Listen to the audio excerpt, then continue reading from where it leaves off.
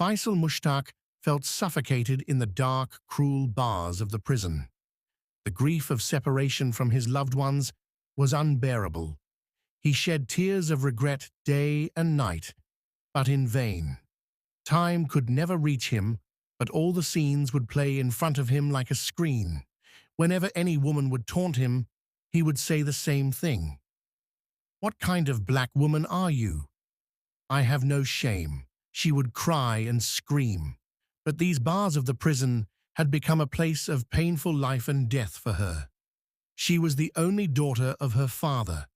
Her parents were very poor. Whatever he earned by working as a laborer, he would eat 2 meals a day. Her uncle, Rashid, was always mad at her, but she would not let him down. Continued. From the beginning, she had a desire to become the wife of the rich. She had longed for bread. When she became young, Arman also came to her. Many boys on the street used to be mad at her. She was very beautiful. That's why she was arrogant. Soon, after talking to a boy, she started ordering food. She knew the limits of her dignity, but her only goal was to roam the outside world and eat delicious food. When her father came to know about her situation, he forcibly got her married to her uncle Rashid. Now she became Rashid's wife and lived in his house. Rashid, who used to drive a cart of samosas, used to feed her a lot in the beginning of their marriage, but gradually the old days started coming when she used to starve. Rashid was completely disliked by her. Even though she looked at him with love, she would scold him a lot and forbid him from even looking at her.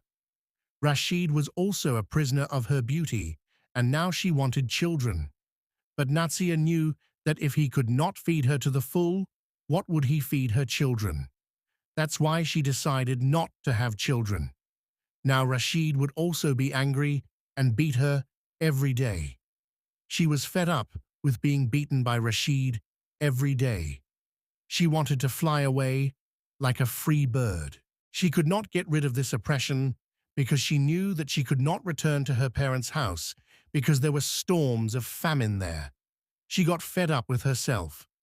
Sometimes she wanted to kill herself, but then she could not do anything, even if she wanted to. Rashid's younger brother, that is, her brother-in-law Bashir, who worked in a factory in the city, often came to their house and talked about the big things of the city. Nazia also wanted to go to the city, have lots of money, and then become a queen and rule. She knew that Rashid also had his own house, had gold, and had accumulated a lot of money, but still she could not access all of them. She tried to make Rashid's younger brother a prisoner of his tresses. Soon, she succeeded in this game. Afzal, the employee who worked on Rashid's cart, was also crazy about her beauty. She was living in the same good and bad conditions when suddenly a storm of grief blew that swept away all the happiness. She kept crying, screaming loudly, but no one came to her aid. On that terrible night, masked robbers forced their way into the house and opened fire. The fire hit Rashid's chest, and he collapsed and died there. At that hour of the night, when everyone was sleeping peacefully, she woke everyone up with her screams. Everyone seemed to be in grief with her painful screams. The house, jewelry, and the remaining money all went to her. She would cry all day remembering her husband. Then soon left the city and settled somewhere far away, perhaps the city of her dreams, where she had no restrictions, where she could live her life as she pleased, where she could live in the comfort of her beloved's embrace. But sometimes she would scream. Her conscience would call her restlessly and bitterly while she was sleeping. But then she would shake off the thoughts and fall asleep. After coming to the city, she left her beloved, and now she got involved in new things. Drinking and beautiful nights had become the axis of her life. She would blacken her face every day in these black mists and then sleep exhausted. But in front of the society, she was such a noble woman whose love was ruined by the cruel brother-in-law who kept getting pushed around in the grief of her helpless husband, and then finally went to the big city and settled down, where she would have worked in a factory and earned 2 times a day. But the reality was the opposite. She wanted to live openly in her life.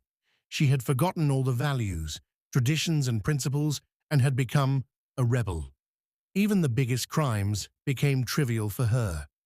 Sometimes, when she would go around the village, she would become that innocent girl whose everything had been stolen in one terrible night. The police tortured her brother-in-law Bashir a lot. Then finally they came to the conclusion that he was not the murderer.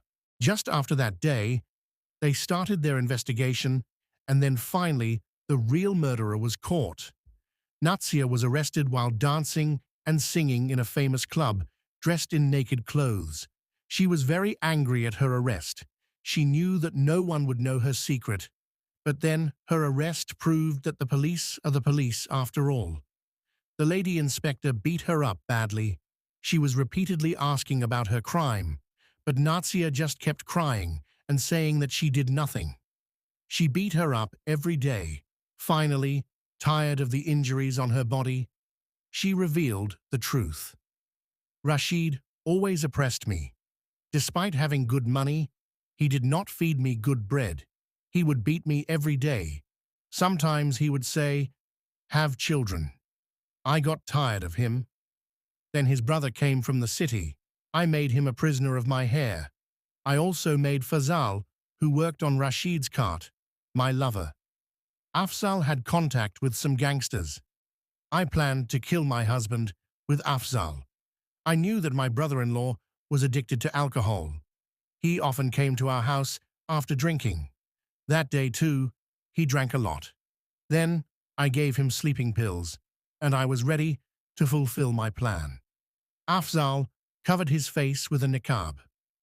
There were 2 other people with him. When they entered the house, I suddenly made a noise. When my husband came out, after a short fight, he shot him in the chest. I started crying right there and then. I also started tearing my clothes.